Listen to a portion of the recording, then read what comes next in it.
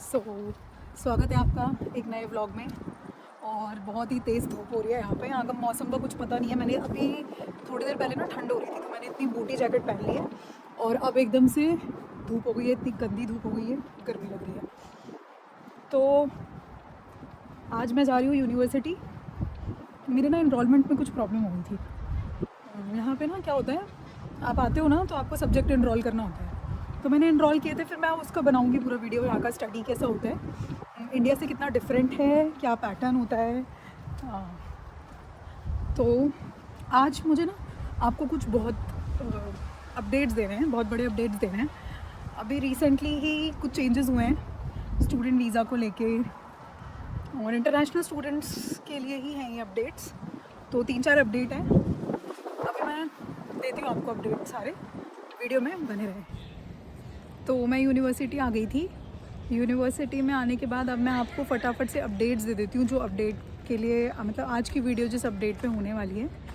तो 4 अपडेट्स आए हैं। सबसे पहली अपडेट जो है वो है कि फ़ाइनेंशियल रिक्वायरमेंट इंक्रीज़ हो गई हैं। लाइक पहले जब मैं आई थी तो मुझे $21,041 के करीब अपने अकाउंट में एज अ सेविंग्स दिखाना था, which is equivalent to 11,72,000 of Indian rupees. But अब वो इंक्रीज़ होके $24,505 हो गया है, जो कि आपका 13,72,000 के करीब हो गया है। तो आप ये मान लो मोटा मोटा आपको 14 लाख रुपए वीज़ा की फ़ाइल लॉन्च करने से पहले अब 14 लाख दिखाना है। ये इंक्रीज़ जो रेशियो में अगर मैं देखूँ तो 17% इंक्रीज़ हो गया है। ये इन्फ्लेशन रेट के हिसाब से, क्योंकि वर्ल्ड वाइड रिसेशन आ रखा है, इंडिया को छोड़ के हर जगह रिसेशन आ रखा है। तो ये रिसेशन की वजह से इन्फ्लेशन बढ़ गया है, और इन्फ्लेशन बढ़ने की वजह से ये 17% का इन्होंने वीज़ा एप्लीकेशन से पहले ये बढ़ा दिया है अमाउंट। तो ये था पहला अपडेट। ये लोग इंटरनेशनल स्टूडेंट्स के लिए और ज़्यादा आना टफ़ बना रहे हैं। सेकंड अपडेट बहुत दिनों से आ रखा है, मतलब कॉन्करेंट स्टडीज़ का। आप लोगों ने सुना भी होगा कि बंदे यहाँ पे क्या करते हैं कि जैसे मास्टर्स जैसा कोर्स लेके आ गए, मास्टर्स इन आईटी आ गए, मास्टर्स इन अकाउंटिंग लेके आ गए, मास्टर्स इन फाइनेंस लेके आ गए, मास्टर्स इन एचआर लेके आ गए। और यहाँ आने के बाद यहाँ पे कुछ कोर्सेज़ में पीआर बहुत जल्दी है। लाइक अगर आपने कोई नर्सिंग का कोर्स कर रखा है, एज केयर का कोर्स कर रखा है, या फिर शेफ़ का, जो भी ट्रेड कोर्सेज़ होते हैं, उनकी ऑस्ट्रेलिया में इनकी बहुत वैल्यू है। तो यहाँ पे बच्चे क्या करते हैं, मास्टर्स का कोर्स लेके आके अपनी डिग्री को डिग्रेड कर लेते हैं। कि हम ना पीआर लेने के चक्कर में वो लोग क्या करते हैं कि डिग्री को डिग्रेड कर लेते हैं और कोई भी ट्रेड कोर्स में एडमिशन ले लेते हैं।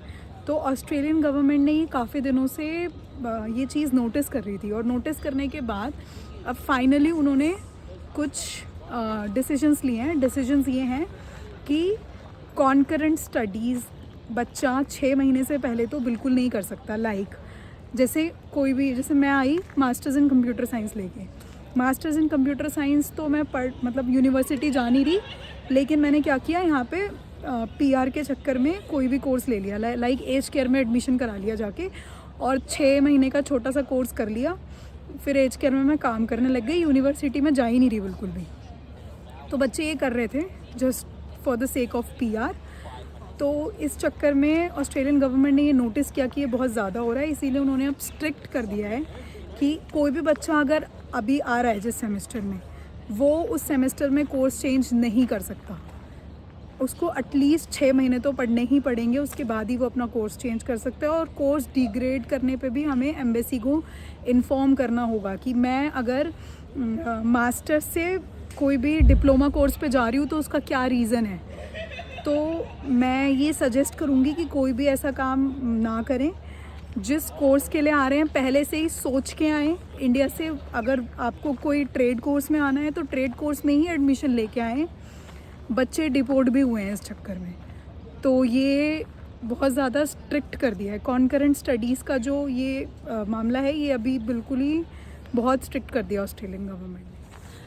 सो तीसरा अपडेट ये है कि डॉजी कॉलेजेस होते थे यहाँ पे। डॉजी कॉलेजेस क्या होते हैं, जैसे कुछ तो होती हैं, जैसे G8 यूनिवर्सिटीज़ हैं, और भी बहुत अच्छी अच्छी यूनिवर्सिटीज़ हैं। ऑस्ट्रेलिया ना अपनी मतलब एजुकेशन प्रोवाइडर की वर्ल्ड वाइड लिस्ट में बहुत ज़्यादा टॉप पे आता है। तो इनका एजुकेशन सिस्टम बहुत अच्छा है, इनका एजुकेशन क्वालिटी बहुत अच्छा है। तो यहाँ पे भी ना कुछ छोटे मोटे कॉलेजेस होते हैं, तो छोटे बच्चे क्या करते थे, इंडिया से ना छोटे मोटे कॉलेजेस में एडमिशन लेके आ जाते थे जिसमें कम फीस होती थी। और फिर क्या करते थे, कम फीस होने की वजह से क्या होता था कि वो लोग ना उधर जाते ही नहीं थे कॉलेज को, उस कॉलेज में वो जाते ही नहीं थे। मतलब ऑस्ट्रेलियन, जो मैंने सुना है और जो न्यूज़ आई है वो ये है कि मतलब ऑस्ट्रेलियन जो एम्बेसी या फिर उनको कहीं से खबर मिली, कुछ कॉलेजेस थे जैसे सिडनी में या मेलबर्न में, जो कॉलेज तो ओपन है, बच्चों ने इनरोल कर रखा है, बट बच्चे कॉलेज ही नहीं जा रहे।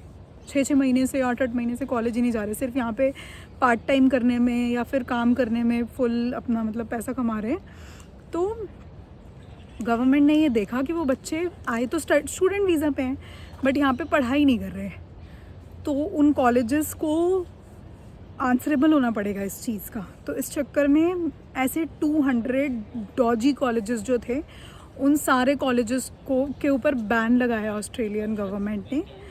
तो अभी कोई लिस्ट ऐसी स्पेसिफिक रिलीज़ नहीं की है कि वो कौन से कॉलेजेस हैं, बट कुछ कॉलेजेस हैं, ये छोटे छोटे कॉलेजेस हैं। बड़ी यूनिवर्सिटीज़ में ऐसा कभी नहीं होता। बड़ी यूनिवर्सिटीज़ में यहाँ पे सारे असेसमेंट देना, असाइनमेंट देना और पूरा स्टडी जो क्राइटेरिया है उसको फॉलो करना बहुत इम्पॉर्टेंट होता है। तो ये भी एक अपडेट है उसमें से। फोर्थ अपडेट ये था कि जो हमारा जीटी होता था, मैंने एक वीडियो भी बनाई थी जीटी से रिलेटेड।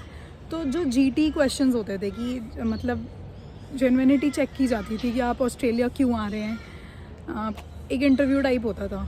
तो अब उसको जीटी को रिप्लेस करके जीएसटी क्या करा जा रहा है। जीएसटी की फुल फॉर्म जो रहेगी वो रहेगी जेन्युइन स्टूडेंट टेस्ट, कि मतलब जो स्टूडेंट आ रहा है वो जेन्युइनली यहाँ पे पढ़ने के इंटेंशन से आ रहा है या कमाने के इंटेंशन से आ रहा है। क्योंकि बच्चे यहाँ पे बहुत ज़्यादा उनका इंटेंशन बहुत रहता है कि हम बस पढ़ाई कर, जिस कोर्स में एनरोल करके आए उस कोर्स में पढ़ाई हो ना हो, पर पैसे कमाने के पीछे बहुत ज़्यादा भागते हैं। तो इसीलिए अब जीएसटी हुआ करेगा, जीटी मतलब अभी ये इम्प्लीमेंट नहीं हुआ है, बट होपफुली ये मुझे लग रहा है कि नेक्स्ट सेमेस्टर से इम्प्लीमेंट हो जाएगा। तो जो भी रहेगा वो तो अभी इम्प्लीमेंटेशन पर की बात आई है कि ऐसा होगा। तो GST is genuine student test, कि जब बच्चे यहाँ आ रहे हैं तो वो जेन्युइनली मतलब पढ़ने के पर्पज़ से ही आ रहे हैं। जो जिस भी कोर्स में एडमिशन लेके आ रहे हैं उस कोर्स में ही उस कोर्स को कंप्लीट करने के पर्पज़ से आ रहे हैं। तो एक ये भी रहेगा जो अभी अपडेट आया है, जीटी को जीएसटी कर दिया गया है। फिफ्थ न्यूज़ अच्छी न्यूज़ है। अच्छी न्यूज़ ये है कि स्टेट और टेरिटरी के जो आपके वीज़ा एप्लीकेशंस हैं पीआर के लिए, लाइक सब क्लास 190 और सब क्लास 491, इनकी सीट्स आ गई हैं कि मतलब इस वाले ईयर में कितनी सीट एलोकेटेड है जो इमिग्रेंट्स को मिलेगी। तो इस डेटा के हिसाब से, ये डेटा मैंने स्क्रीन पे भी डाल दिया है, और इस डेटा के हिसाब से ये डेटा ये कहता है कि न्यू साउथ वेल्स में सबसे ज़्यादा सब क्लास 190 वीज़ा प्रोवाइड कराए जाएंगे। लाइक न्यू साउथ वेल्स में 2650 है नंबर, और स्किल्ड वर्क रीजनल में सब क्लास 491 में 1500 बंदों को वीज़ा दिया जाएगा, which is a great news. सबसे ज़्यादा न्यू साउथ वेल्स में है, और उसके बाद साउथ ऑस्ट्रेलिया में भी अच्छा खासा मतलब नंबर है, विक्टोरिया में भी अच्छा खासा नंबर है। और टोटल की बात करूं तो सब क्लास 190 में 10,300 वीज़ा प्रोवाइड होंगे इस ईयर, और सब क्लास 491 में 6400, which is a very huge number. तो आई एम श्योर कि जो भी पीआर का वेट कर रहे थे वो सारे अपनी फ़ाइल लॉन्च करेंगे, और इस बार उनको पीआर या लॉन्च कर रखी होगी ऑलरेडी, तो they will get the PR soon.